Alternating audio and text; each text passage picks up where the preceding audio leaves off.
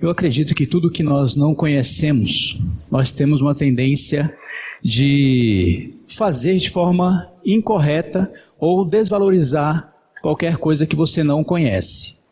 E desde que aqueles que já creram em Jesus, nós de certa forma começamos a fazer muitas coisas de uma forma automática porque os outros estão fazendo. Como nós vimos a irmã Lília apresentando esse vídeo dessas ovelhas, as outras vão seguindo porque umas tomaram a iniciativa de ir, as outras foram atrás. Correto?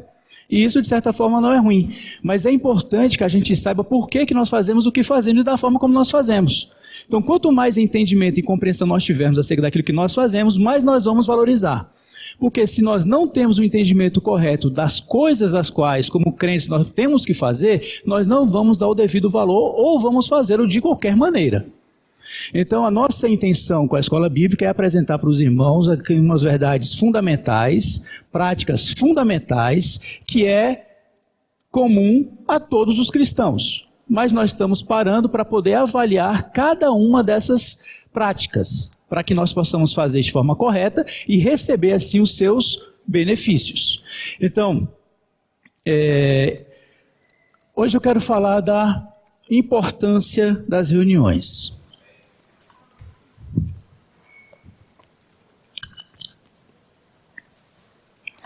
Quero apresentar para os irmãos que reunir-se, estar congregado, estar junto, fazer parte de uma comunidade, como a Lília nos mostrou, ela faz parte da vida humana. Ela se faz necessária em qualquer relacionamento. Ninguém vive sozinho nesse mundo. Todas as pessoas que vivem só tendem a tendência de adoecerem muito mais. Isso é comprovado cientificamente. Então, quanto mais você vive só, mais tendência a doenças psíquicas você vai ter. E você, os solteiros em especial, você sabe que quando você está sozinho, quando você não compartilha a sua vida com uma outra pessoa, você cria várias maneiras, vários hábitos e costumes, algumas esquisitices até, tanto que quando você se junta a uma outra pessoa, você tem dificuldade de conciliar o seu modo de vida de solteiro com a outra pessoa. E aí, normalmente, no início do casamento, há alguns conflitos, porque cada um vivia de um jeito, de uma maneira. Criou-se hábitos, criou-se costumes, criou-se maneira de se levar a sua própria vida. Então, quando estamos sozinhos, nós temos a tendência de fazer isso. E aí, quando nós conhecemos o Senhor Jesus Cristo como nosso Salvador, algumas coisas começaram a mudar nas nossas vidas. O que nós costumávamos fazer antes, nós deixamos de fazer. Não simplesmente porque nos disseram que nós não poderíamos fazer, porque alguma coisa diferente aconteceu na nossa vida. Algo que nós não estávamos acostumados a fazer com certa regularidade, nós começamos a fazer. Coisas que antes nós desprezávamos, hoje nós valorizamos. Eu, por exemplo, antes de me tornar um cristão, eu desprezava os cristãos. Eu não tinha apreço nenhum por aqueles que professavam fé em Jesus. Eu era contra Jesus. Então essa era a vida que eu levava. Até um dia que eu me encontrei com ele, ou o contrário, um dia que ele me encontrou, tudo isso mudou. Espontaneamente, ninguém me disse nada do que eu tinha que fazer. E espontaneamente, no meu interior, começou-se a ter um anelo, um desejo no meu coração de poder estar junto com outras pessoas que tinham também a mesma fé em Jesus. Então isso é o que acontece de uma forma bastante espontânea. Não há uma exigência, um mandamento inicialmente para que você se junte com outros cristãos. Há uma reação, uma resposta do nosso coração de nos unir e nos juntar com outras pessoas que também creem em Jesus. Os ajuntamentos cristãos, eles têm uma característica totalmente diferente de outros ajuntamentos. As pessoas que vão ao estádio de futebol, elas vão com um propósito, torcer para o seu time. Todos lá vão com a mesma camisa, todos vão lá com a mesma intenção de ver o seu time ganhar, etc, etc e tal. Se todos vão para um determinado lugar, um bar ou uma boate, eles vão com a mesma intenção. Então eles se reúnem com um objetivo. Vão lá para beber, vão lá para usar drogas, vão lá para beber, vão lá para fazer uma porção de coisa. Os cristãos, quando se reúnem, eles vão fazer o quê? Se os torcedores de futebol vão para torcer pelo seu time, as pessoas que vão para o bar vão para beber, para se drogar, para fazer uma porção de coisa. E os crentes, quando se reúnem, o que é que eles fazem? Adora o Senhor, gente. Uai. É o que distingue os nossos encontros. Uma vez que nós não possamos estar fazendo nada, não estamos bebendo, não estamos fumando, não estamos torcendo para nenhum time, só nos juntamos aqui nesse local de reuniões. Se nós não temos Jesus Cristo como centro dessa reunião, então não temos nada. Nós temos um mero ajuntamento. Então não é o fato de você somente estar junto que faz com que você esteja reunido em nome do Senhor. Então, quando nós temos no coração um propósito de nos juntar, com o objetivo de adorarmos a Deus, aí sim o Senhor se faz presente no nosso meio. Os irmãos compreenderam? Isso é importante. E eu quero destacar a importância das reuniões, começando pelo seguinte aspecto. Reunir-se é uma determinação de Deus. Reunir-se não é porque você estava desocupado hoje à noite. Reunir-se não é porque você talvez não tivesse nada o que fazer, de repente você deu na telha, eu vou para a igreja hoje. Hoje eu tô de boa, eu vou para a igreja hoje. Lembra que eu falei que se você não tem conhecimento, entendimento correto das coisas que você faz, nós não vamos dar o devido valor, não vamos fazer as coisas de forma correta? Então, entender que o ajuntamento cristão, que o ajuntamento dos crentes é uma ordenação de Deus para os crentes, isso faz toda a diferença. Porque uma vez que eu sabendo que é uma ordenação de Deus, e eu estou na minha casa sabendo que a igreja está reunida nessa noite, e eu por qualquer motivo, sejam eles nos mais variados, alguns claro que nos impedem de estar aqui, enfermidade, doença, o que mais, trabalho, há fatores que vão nos impedir de estar na reunião. Mas dentro de uma normalidade, nós nos recusamos a ouvir a voz do pastor, porque você sabe que quando há um ajuntamento, a voz de Deus passa o dia inteiro na tua consciência. Hoje tem reunião. É assim ou não é? Isso acontece com você ou não? Acontece ou não, Márcia? Chega sábado, você já começa a se lembrar. Hoje tem reunião hoje à noite. Sabe o que é essa lembrança? É a voz do pastor chamando você para a reunião. Ele passa o dia todinho chamando você. Mas a tendência nossa é criar rotas de fuga. Rotas de fuga. Para nós não estarmos na reunião. Para nós não estarmos em um ajuntamento que nós conhecemos, entendemos, sabemos o horário, o local onde a igreja vai estar reunida. E aí, claro, nós vamos criar um monte de meios e mecanismos para nós não estarmos na reunião. Seja porque a nossa condição espiritual não está boa, e eu vou falar um pouquinho sobre isso. Quando se tem uma determinação, você não precisa sentir uma vontade, você não precisa ter uma emoção, um sentimento, uma comoção para estar na reunião. Isso não tem nada a ver. Por isso que entender essas coisas, elas mudam a forma como nós lidamos com elas. Se eu entendo claramente que uma vez que eu me tornei cristão, agora há uma determinação, essa é a expressão mesma, tá? Que eu estou usando, determinação. Não é uma sugestão que ele está dando a mim e a você, não é talvez se você não tiver nada do que fazer, você vem se juntar com os demais crentes, não é nada disso. Há uma ordem, há uma determinação da parte de Deus que nós, como povo dele, devemos nos reunir, devemos estar juntos. Então, esse é o primeiro aspecto. Reunir-se é uma determinação de Deus. Quando você não obedece essa determinação, você está sendo o quê?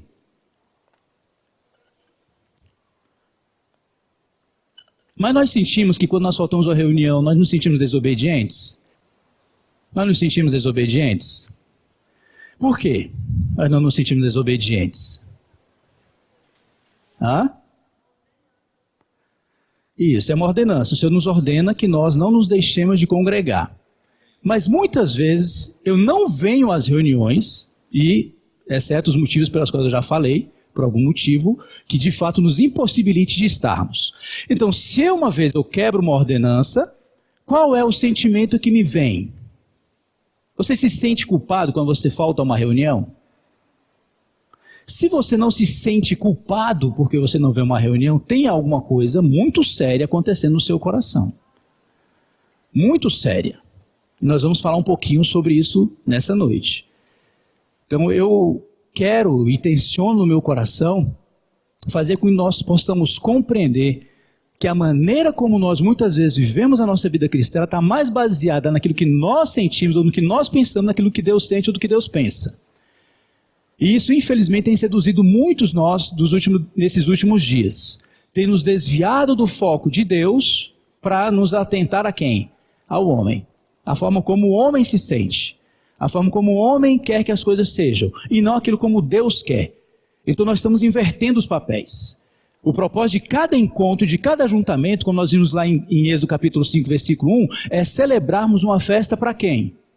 Ao Senhor. Não é celebrar uma festa para mim.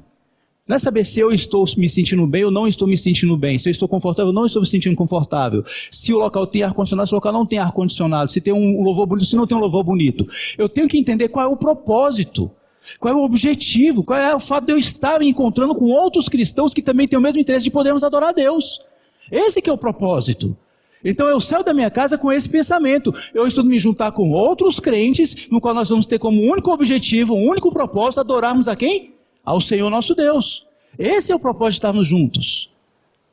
Não tem outro propósito, não tem outro objetivo. Porque é uma determinação dele.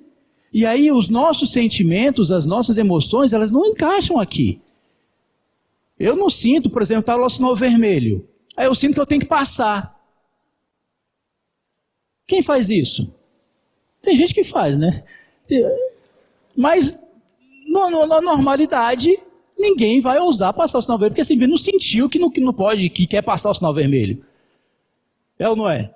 Então, se ele passa, obviamente ele pode causar um acidente.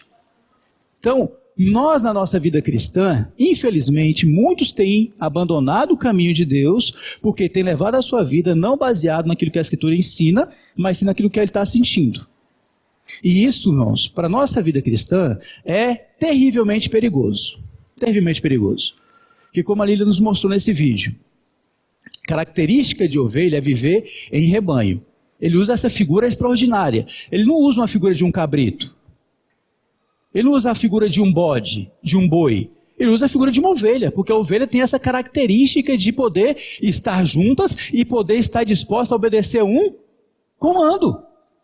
Se nós estamos dentro de uma comunidade, fazemos parte dentro de um rebanho aqui na Igreja no Gama, e nós não estamos dispostos a obedecer comando, tem alguma coisa errada. Porque você lembra que aqui no capítulo 10 diz que as ovelhas, elas ouvem a voz de quem? Do pastor. Elas se inclinam quando elas ouvem a voz do pastor. Outras pessoas foram lá, gritaram, chamaram, fizeram mímica e etc e tal, mas as ovelhas não responderam.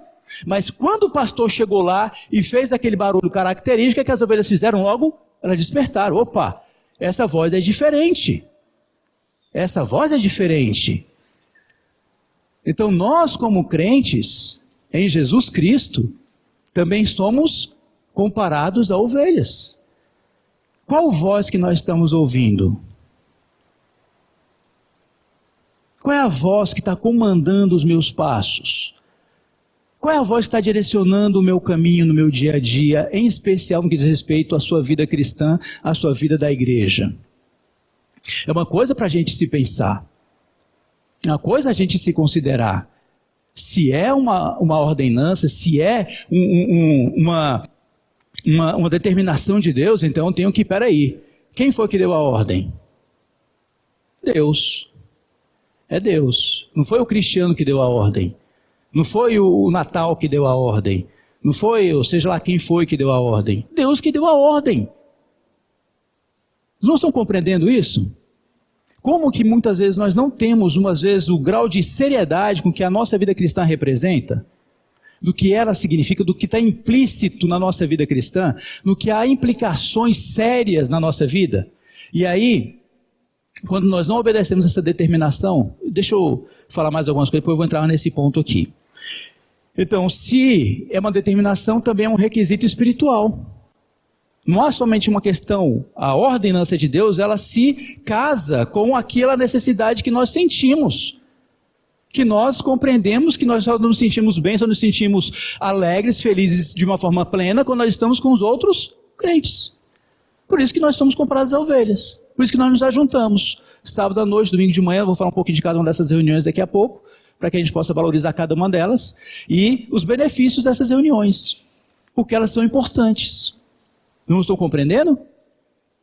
Uma outra coisa que eu vou destacar, antes de entrar especificamente nas reuniões, é a importância que tem de estarmos reunidos. A Lília falou para a gente que a Bíblia nos diz isso, em Atos 18, em Mateus 18, que quando 2 ou 3 estão reunidos no nome do Senhor, essa expressão é importante, reunidos no nome do Senhor, não é qualquer ajuntamento, que o Senhor está no meio de vocês. A pessoa diz às vezes, irmão, nós estamos juntos lá, 3 crentes fazendo qualquer besteira lá, o Senhor está no nosso meio? Não. Não está no meio de vocês. Isso é importante. Esse texto de Mateus, ele tem uma conotação muito prática, porque o texto em si, ele apresenta quando alguém pecar ou o irmão ofendeu o outro. Esse é o contexto desse versículo, que o Senhor está no meio deles. Então, se a ofensa é porque é o quê?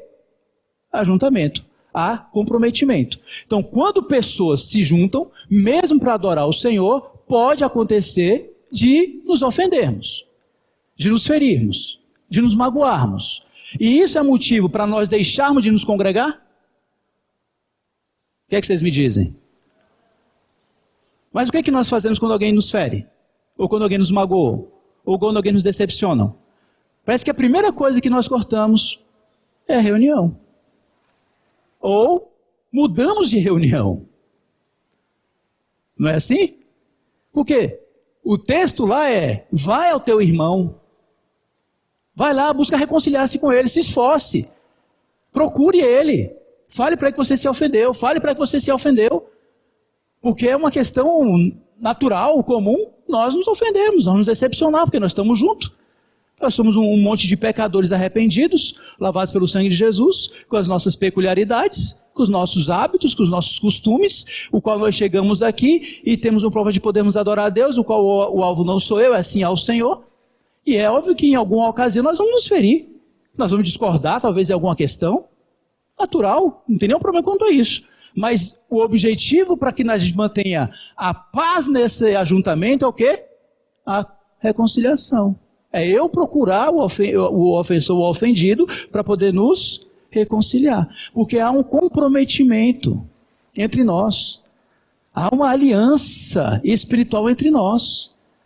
Infelizmente, por nós não termos uma compreensão correta dessas coisas que nós praticamos, muitas vezes nós causamos tantos males no nosso meio. Isso, quando eu digo nosso meio, eu digo entre os cristãos de uma forma geral.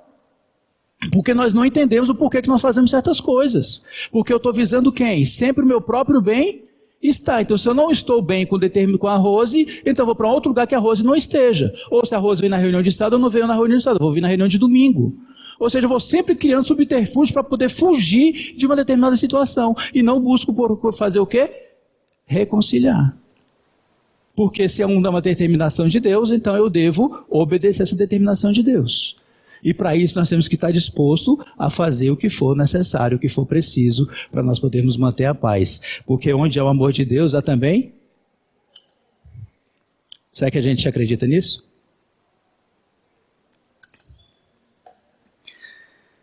Certo. Deixa eu destacar para você, quando Jesus fala, eu estou no meio deles.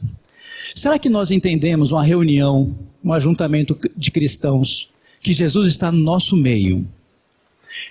A nossa consciência, como é que nós respondemos a isso? De forma prática, como é que nós respondemos a isso? Será que eu tentei procurar o texto que o Roberto talvez pode me ajudar? O texto de Simeão, o curtidor, em que Jesus foi na casa dele. E Simeão, eu já citei isso aqui numa reunião, Simeão, ele recebe Jesus como recebe qualquer outra pessoa. Para Simeão, Jesus era como um fariseu qualquer, como um judeu qualquer, e o recebe na casa dele de qualquer forma. Será que, se você tem deferência a alguém, Yuri, alguém da sua consideração, do seu respeito, você agiria de qualquer maneira na frente dessa pessoa? Sim ou não? Como é que nós agiríamos diante de uma pessoa que nós temos respeito, nós temos consideração, nós temos deferência a essa pessoa? Será que quando nós nos juntamos, será que esse respeito nós estamos dando para aquele que está no nosso meio? Vamos parar para pensar com muita seriedade esse respeito. Porque nós podemos afirmar, Jesus está no nosso meio, mas como é que eu estou me conduzindo sabendo que Jesus está no nosso meio? Que quando a igreja se junta, Jesus está no nosso meio. E aí lembre-se, não importa o que eu estou sentindo. Não importa se a reunião teve barulho, se não teve barulho, se a reunião foi silenciosa, se não foi silenciosa. A questão não é essa. A questão é uma afirmação da Escritura. A Bíblia nos garante, ela nos afirma que o Senhor, quando nós nos juntamos como igreja, Ele está no nosso meio.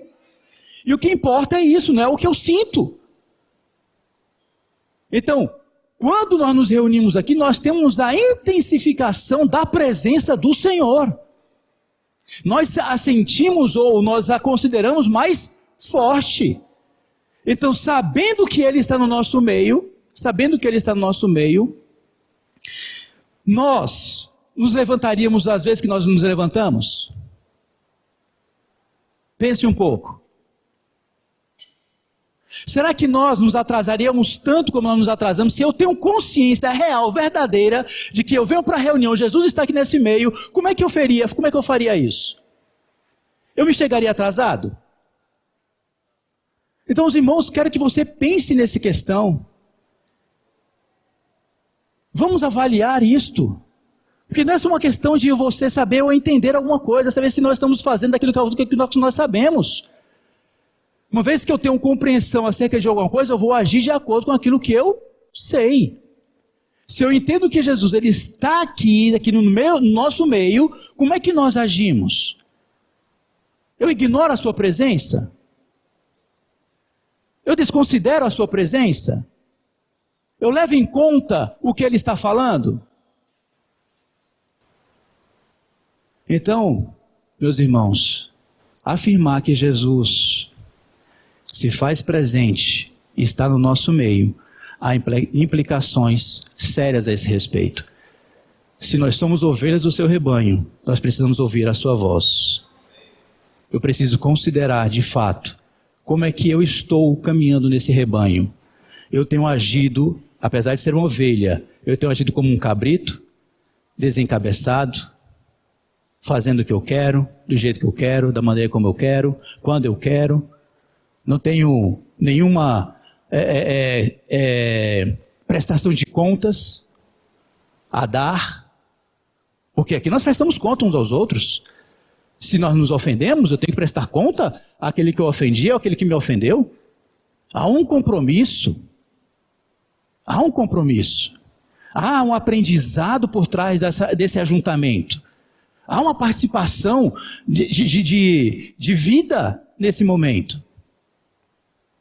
Então, só afirmar que Ele está no nosso meio, mas eu não ajo, não me comporto, não ando de acordo com isto, então eu estou ignorando a sua voz. Então eu estou rejeitando a sua voz. Não estou levando em conta a voz dEle.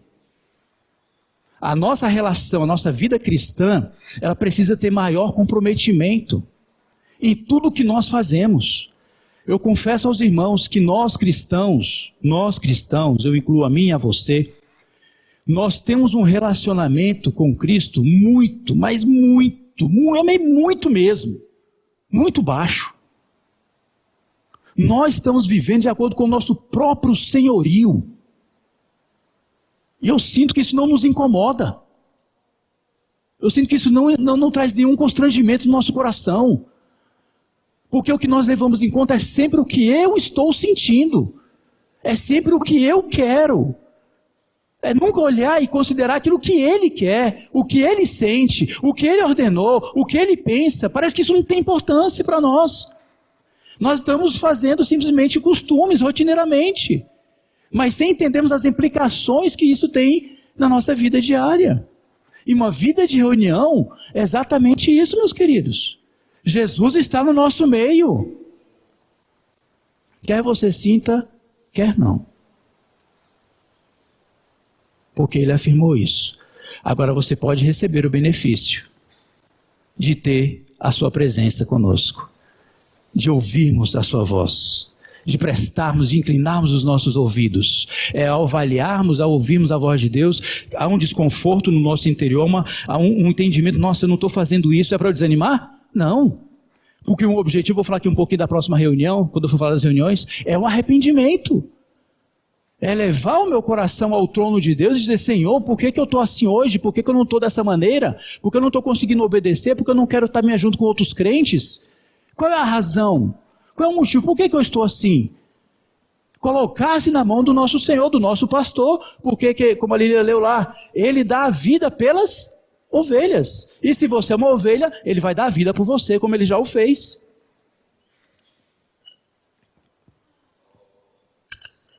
A Lília falou do Tomé. E Tomé faltou reunião. Aqui em João, quero que você abra aí comigo, João capítulo 20. Eu vou mostrar aqui para você um texto dentro disso que a Lília falou. Eu estou afirmando para você que estar reunido não depende do que nós sentimos ou não, depende de nós obedecermos uma ordenação que Deus deu para nós. Se Ele disse, você precisa reunir, você não pode deixar de congregar, você tem que estar junto, você tem que fazer parte de uma comunidade, para que você me adore, como nós cantamos no hino. No Antigo Testamento havia Jerusalém, onde todo o povo de Israel descia para Jerusalém, ou subia para Jerusalém para poder adorar. E lá eles tinham suas reuniões específicas, tinham suas festas específicas, e todos deveriam subir a Jerusalém para fim de adorar ao Senhor. Então adorar o Senhor tem como objetivo reunir aqueles que adoram o Senhor. E aí não importa o que eu sinta. Chega sábado 18 horas, eu não estou sentindo ir para a reunião hoje. Estou sentindo hoje de ficar em casa. E nós fazemos isso de uma forma muito frequente. Muito frequente. E não nos sentimos mais desconfortáveis quanto a isso. Será que não há uma implicação a esse respeito? Será que nós brincamos com essas coisas? Será que o Senhor é só uma marionete que nós podemos fazer o que a gente bem entende, da forma como a gente bem quer? Será que a gente não tem que considerar a sua palavra? Vocês não estão compreendendo? Eu não quero só apresentar nomenclaturas para os irmãos, mas o que há a implicação por trás de cada uma delas. Aqui em João 20, versículo 29, diz o seguinte. Olha só que Jesus falou para Tomé. Disse-lhe Jesus, porque me viste, creste? Tomé foi, perdeu a reunião, os irmãos falando para ele, olha, Jesus apareceu na reunião, Jesus esteve lá no nosso meio. Não, eu não acredito. Eu não acredito que ele esteve lá. Um dos sintomas, meus irmãos, veja se essa é a sua realidade. Quando nós nos afastamos de uma forma consciente das reuniões, você sabe que começa a acontecer algumas coisas na nossa cabeça? Começa a surgir algumas argumentações que nós vamos dando para nós mesmos, porque nós não nos reunimos. Você sabia que algumas coisas, alguns valores vão começando a mudar no teu coração? As coisas que antes você valorizava, você não começa a perder o valor daquelas coisas? As coisas que nós dávamos certa ênfase, nós começamos a perder a importância que elas dão. Um exemplo, você está 3 meses que você não participa de nenhuma reunião, seja qual for os motivos que for. Nesses 3 meses, você não necessariamente fez nada errado. Nada errado. Você simplesmente decidiu que você não queria vir. Não queria fazer parte. Quer ficar em casa. Você pode adorar a Deus em casa. Não é? E é bonito isso. Adorar a Deus em casa.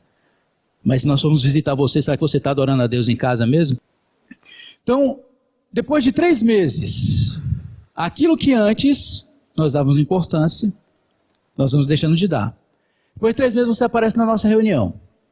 Aí nesse dia que você vem, está se falando sobre oração. Olha só, oração. E aí como você está 3 meses, e você, obviamente, você vai deixar a prática da oração de lado, ou vai ser aquela oração bem de 2 minutos, 2 minutos é muito. Oração de 30 segundos, talvez antes do almoço. Talvez essa é uma prova que nós vamos perdendo esses hábitos saudáveis, nós vamos perdendo. Aí você chega aqui e ouve o irmão falar que o crente verdadeiro é um crente que ora. E ele não somente fala isso, ele ora 2 horas por dia. Você que está 6 meses sem fazer isso, como é que você vai se sentir? O seguinte pensamento pode surgir na sua cabeça. Esse é um religioso. Com certeza, esse é um religioso. Mas sabe o que ele está dizendo com religioso? Eu não estou fazendo isso. E acho que isso não é importante. Então ele é um religioso. Então os nossos valores vão começando a mudar. Então quando o Senhor você deixa de crer, você vai deixando de confiar plenamente em Deus. Você vai deixando de confiar que Deus cuida de você. A incredulidade vai tomando conta do seu coração. E a incredulidade traz medo, a incredulidade traz insegurança, ela traz desconforto espiritual, que a pessoa não consegue ficar bem. Porque ela sente que está faltando alguma coisa na vida dela. E ela tenta comprar carro, ela tenta comprar casa, ela tenta passar no concurso, ela tenta fazer isso, tenta fazer uma viagem, ela tenta uma porção de coisa. E onde que ela vai, ela tem aquela sensação, nossa, está faltando alguma coisa. O que está acontecendo? Até que um dia, se Deus tiver misericórdia, ele... Já sei. Eu preciso me voltar para a igreja. E aí quando eu falo essa frase, eu preciso me voltar para a igreja, aí você já viu os muros que vai sendo colocados novamente. Olha o desafio que nós vamos ter pela frente. Então, irmãos, por isso que Deus está mandando uma ordem para nós. Não nos deixemos de congregar. Não nos deixemos de congregar. Não nos deixemos de congregar. É muito sério fazermos isso. E cada reunião, ela tem as suas peculiaridades, a sua característica. As reuniões, os nossos encontros, não são todos iguais. Por exemplo, essa reunião de hoje à noite, sabe onde ela tem como propósito o ensino. A transmissão correta de um assunto da Escritura, de uma prática da Escritura, que é o reunir-se. Nós estamos falando dessa prática hoje. Amanhã o assunto é outro, da reunião ministerial. Então, cada ajuntamento nosso, de crentes, ela tem uma característica específica. E aí eu vou falar um pouquinho acerca dessas características. A primeira que eu quero abordar com você é acerca da reunião do Partir do Pão. Reunião do Partir do Pão. Quem conhece essa reunião? Muito bem. Como é que você encara essa reunião? Reunião do Partir do Pão. Reunião da Ceia do Senhor. Como é que você encara essa reunião? Como é que você a enxerga? Como é que você a vê? Quando você está na sua casa no domingo de manhã, que nós vamos partir o pão, como é que você se movimenta na sua casa? Qual é o teu pensamento nesse momento? Como é a roupa que você vai colocar?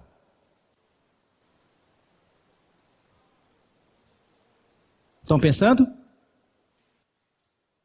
Porque cada reunião nossa, ela tem uma característica. E a reunião do Partir do Pão, que você abre a sua Bíblia comigo em em Coríntios 11. Porque você sabia que talvez muitas das nossas reuniões de Partir do Pão, elas podem ser desconsideradas por Deus? Por mais que ela tenhamos aqui as suas imagens que a representam, que é o cálice e o pão, sabia que nós podemos estar juntos para partirmos o pão e não partirmos o pão? Você sabia disso? Olha o que Paulo fala aos crentes coríntios. Versículo 20. Quando, pois, vos reunis no mesmo lugar, não é a ceia do Senhor que comeis. Olha só. Por que Paulo está fazendo essa afirmação? Mas Paulo, nós estamos aqui juntos, nós temos aqui o cálice, nós temos aqui o pão. Como é que você pode afirmar que nós não estamos tendo a ceia do Senhor? Porque vocês perderam o propósito específico da reunião de ceia do Senhor. Porque o que Paulo está reprovando aqui é que os crentes estavam se juntando para comer, o objetivo era esse, era para comer, era para se divertir, era para poder encontrar os amigos, era para poder ter um momento de descontração. Ele não tinha na sua consciência que ele estava vindo para poder prestar uma memória ao Senhor. Então, se eu venho para um ajuntamento da ceia do Senhor, e eu não tenho no meu coração que a reunião é para que nós possamos adorar ao Senhor, a sua obra redentora, então eu não estou tendo a ceia do Senhor, ainda que eu participe dos elementos que ela representa. Se eu tenho na minha consciência, eu estou indo para a reunião, eu tenho como propósito, segundo o texto de 1 Coríntios, me lembrar dele. Então os nossos hinos, eu quero aqui poder dar uma orientação para os irmãos da música. Os hinos da reunião de Partir do Pão, elas têm que ter como enfoque, primeiro, a pessoa de Jesus Cristo.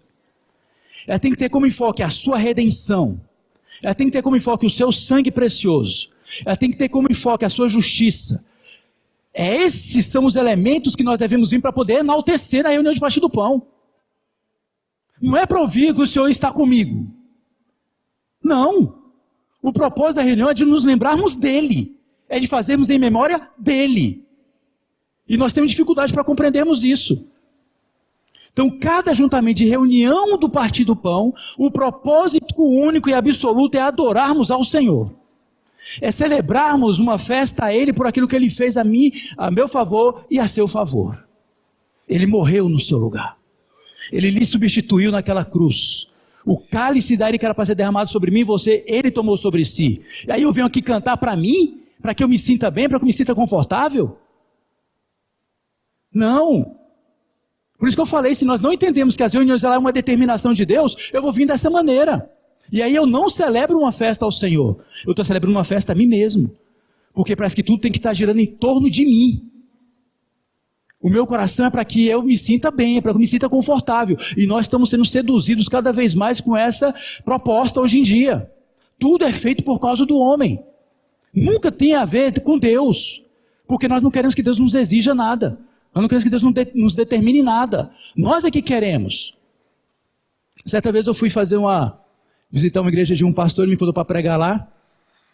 E eu falei sobre pecado. Quando eu comecei a falar das práticas pecaminosas, o semblante do pastor caiu. Eu não entendi por que caiu. Eu vi que ele ficou desanimado. Aí no final, fui conversar com ele. Falei, amado, eu senti que quando nós começamos a falar sobre essas coisas aqui, o irmão teve um semblante de cair. Eu falei, meu irmão, você quer que eu fique sem minha igreja? Eu falei, como é que é? Como é que é? Você está com medo de perder a sua igreja? Irmão, se você perdeu é porque você nunca teve. Porque um crente que não pode ouvir sobre arrependimento, sobre pecado, ele não é crente, meu irmão. Ele tem que se arrepender. E essas coisas estão sendo eliminadas dos púlpitos. Não podemos mais falar sobre a exigência de Deus, sobre a determinação de Deus, porque essas coisas ofendem os nossos ouvidos. Nós queremos viver uma vida tranquila, uma vida boa, uma vida sem pressão. Já basta a pressão da vida. Ainda eu vou chegar cá e ainda tenho que ser obrigado a reunir? Sim. Sim. Apesar de toda a correria da vida. Apesar de toda a correria da vida. Se você está correndo hoje, agradeça a Deus. Se você está andando hoje, agradeça a Deus. Se tu está vivo hoje, agradeça a Deus. Nos viremos, mas nós temos que obedecer ao mandamento de Deus. As reuniões são fundamentais no nosso desenvolvimento espiritual. Nosso ajuntamento, onde nós vamos praticar a justiça, nós vamos praticar o amor fraternal, onde nós vamos aprender a suportar uns aos outros, nós vamos aprender a pedir perdão uns aos outros, onde nós vamos aprender a caminhar uns com os outros, apesar das nossas diferenças. É aqui, não é em casa. Você acha que uma pessoa que está em casa, você acha que ela vai aprender a amar uns aos outros? Você acha que ela vai aprender a estimular uns aos outros? Porque hoje já também há uma corrente que hoje tem invadido muitos corações de muitos jovens, que é a igreja, a igreja online, virtual, que está ganhando cada vez mais adeptos. As pessoas dizem, não preciso mais me juntar com os crentes. Eu me sento na sandália da minha casa e eu ouço no meu celular a pregação que eu quero. Há crescimento? Há experiência de vida? Há a prática do amor fraternal? Nisso? Não há. Eu não tenho que lidar com o Nilson, que pensa diferente de mim. Eu posso pisar no calo dele, ele pode pisar no meu calo. Então, meus queridos, eu quero que a gente entenda como as reuniões elas são importantes para o nosso desenvolvimento cristão e como elas têm uma importância enorme dentro do plano de Deus para as nossas vidas. Nós estamos negligenciando demais isso. Negligenciamos a reunião de ceia do Senhor, da maneira como muitas vezes nós viemos para as reuniões, a forma como nos comportamos nessas reuniões, a forma como lidamos com os elementos da ceia do Senhor. Precisa haver mais temor no nosso coração, mais reverência, porque o Senhor está no nosso meio. Se Ele está no nosso meio, como é que eu tenho que me comportar, Marcelo Del Duque? É o tempo todo me desviando, ouvindo, fazendo conversas paralelas, não prestando atenção, não dando ouvidos, não querendo obedecer? Então a gente tem que avaliar o nosso cristianismo. Temos que avaliar a nossa maneira em que nós estamos crendo. Então, a primeira reunião é a de ceia do Senhor. Como eu já falei, essa reunião só tem um propósito. É nos recordarmos do Senhor. E nós fazemos duas coisas dessa reunião. Quando ele fala, fazer isso em memória de mim. Nos lembramos da sua morte, que eu já falei. E um outro aspecto que está imbuído, que é para nos lembrar, é que Jesus está voltando. Você acredita que Jesus está voltando? Sabe que a reunião de ceia, ela é uma lembrança para mim e para você, de que ele morreu, ele foi à cruz, ele morreu pelos meus pecados, mas também que um dia ele vai voltar para poder julgar todas as coisas, inclusive a mim e a você. Lembre-se do livro que nós estamos lendo agora nesses 2 meses, setembro e outubro. Você está preparado? Eu e você estamos preparados para a vinda do Senhor? Será que o Senhor pode, quando nos voltar, nos encontrar, fazendo aquilo que Ele nos ordenou que nós fizéssemos? Como é que estão as nossas práticas? Como é que está a minha vida de oração? Como é que está a minha vida de leitura da Escritura Sagrada? Como é que estão essas questões? Leiam esse livro, vai nos ajudar bastante a poder nos prevenir e corrigir a rota do nosso coração. A outra reunião é a reunião ministerial que nós chamamos aqui. E essa reunião ministerial nós temos como propósito dela podermos aprender do Senhor. Aprender do Senhor. Nós nos reunimos para podermos ouvir a palavra de Deus. Abre com a sua Bíblia aí comigo em Atos, capítulo 15. Atos, capítulo 15, versículos 30 e 31. Olha só. Cada uma dessas reuniões que eu estou abordando, elas deveriam ser faladas individualmente numa reunião só, para a gente poder destrinchar cada uma delas. Mas como nosso tempo não nos permite, vamos avançando. Os que foram enviados, Atos 15, versículo 30. Os que foram enviados desceram logo para Antioquia, e tendo reunido a comunidade, entregaram a epístola. Quando a leram, sobremaneira se alegraram pelo conforto recebido. Então, há um momento em que as igrejas, os irmãos se reúnem para podermos ouvir a palavra de Deus. O que deve nortear, meus irmãos, cada uma das nossas reuniões, eu vou falar somente das principais, cada uma das nossas reuniões tem que ser a palavra de Deus. É ela que deve nortear, ela que deve dar o norte da nossa vida. É ela que tem que definir os parâmetros daquilo que eu devo ou não devo fazer. Não é a minha própria consciência, como nós já falamos já em Coríntios capítulo 4. Confiar na própria consciência é um erro gravíssimo. A sua consciência ela tem um limite. Ela só vai acusar você depois que você já cometeu alguma coisa. A palavra de Deus é diferente. Ela já aponta o erro para você antes de você cometer. Ela é muito mais segura, muito mais fiel do que a minha própria consciência. Ela está acima, ela está no nível muito mais acima da minha consciência. Então a reunião ministerial tem como enfoque apresentar aos irmãos a palavra apostólica, aquilo que os apóstolos estão falando. Porque a igreja ela é edificada pelo ensinamento de quem? De quem? Dos apóstolos. Então nós precisamos nos reunir para podermos ouvir tal palavra e valorizar esta reunião. Nós temos tido uma baixa enorme na reunião ministerial. Talvez que a gente não esteja entendendo o propósito das reuniões. Valorizemos reunião ministerial. E aqui para poder concluir, que o tempo voa, eu nunca vi nada igual. Reunião de oração. Eu não entendo, irmãos, eu não entendo, sinceramente eu não entendo. Eu procuro na minha cabeça, no meu coração, na minha mente, eu me desgasto pensando como é que nós, como um povo de Deus, como rebanho de Deus, podemos viver sem reunião de oração.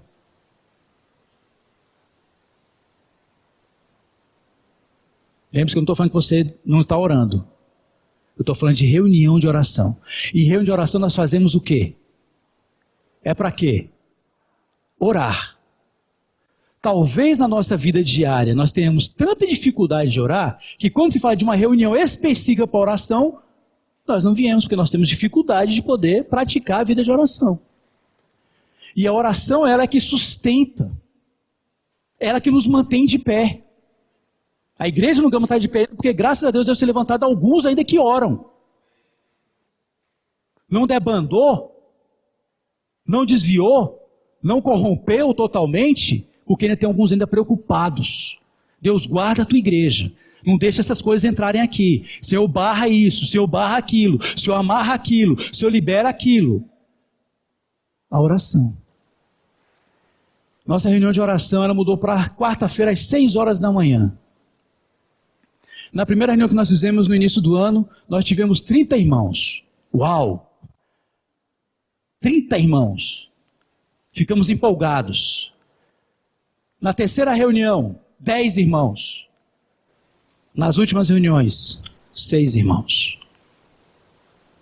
Eu digo para os irmãos que vão lá, nós não podemos considerar isso aqui uma reunião de oração da igreja. Isso aqui é reunião de alguns irmãos. De 6 irmãos que vêm aqui para poder orar. Veja como a igreja primitiva valorizava isso.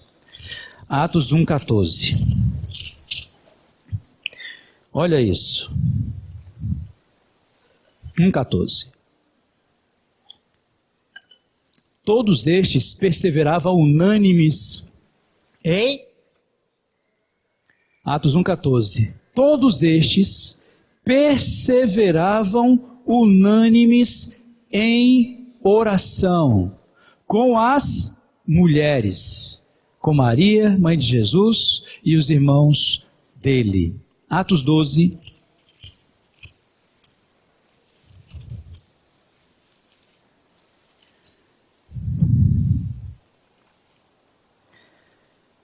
Atos 12, versículo 5. Pedro estava preso nessa ocasião aqui. Pedro, pois, estava guardado no cárcere, mas havia oração incessante a Deus por parte de quem? Por parte de quem? Então está nos dando um modelo, uma figura de que a igreja precisa se reunir para orar. Tem muito Pedro preso. A igreja precisa se reunir para orar. Mas essa é uma das reuniões, meus irmãos, mais atacada por Satanás. A mais desvalorizada no que diz respeito às demais reuniões. A mais atingida, a mais afetada, são as reuniões de oração. Natal, alguns meses atrás, talvez 45 dias atrás, nos trouxe uma palavra a esse respeito, acerca da importância da oração. E, por incrível que pareça, o número de irmãos na reunião de quarta-feira não mudou. Talvez você diga, irmão, é horário. Não é horário. Eu já estou aqui há mais de 20 anos. Mais de 20 anos. Nós já tivemos reuniões de orações aqui nessa igreja muito mais fortes que nós estamos tendo hoje. Talvez a nossa vida esteja boa demais. Boa demais. Se ela estiver boa demais, lembre-se que tem Pedros presos. Dê a sua contribuição para libertar o Pedro. Dê a sua contribuição para libertar o Pedro. Nós precisamos vencer muitas coisas, meus irmãos. A falta de compreensão correta das coisas que nós fazemos nos faz fazer as coisas de uma forma incorreta. Então essas 3 reuniões, reunião de ceia do Senhor, reunião ministerial e reunião de oração. As demais reuniões, e tem reuniões de pequeno grupo também, que eram de casa em casa. E as demais reuniões que nós criamos, fomos nós que criamos. Reunião de adolescente, reunião de jovem, reunião de mulher, fomos nós que criamos isso. A modernidade fez com que a gente criasse isso. E muitas vezes, por eu estar participando de uma reunião de mulher, muitas vezes vem na minha cabeça que eu não preciso participar da reunião de sábado à noite. Às vezes, para eu participar da reunião de adolescente, pode às vezes bater na minha cabeça que eu não preciso participar da reunião de domingo de manhã, porque eu já estou indo na reunião de adolescente ou de jovem. Ainda temos reuniões de casais ainda. Novembro vai ter uma maior da região 1. Espero que os casais da igreja não possam participar. Então, cada uma dessas reuniões, dessas 3 reuniões principais que eu acabei de mencionar,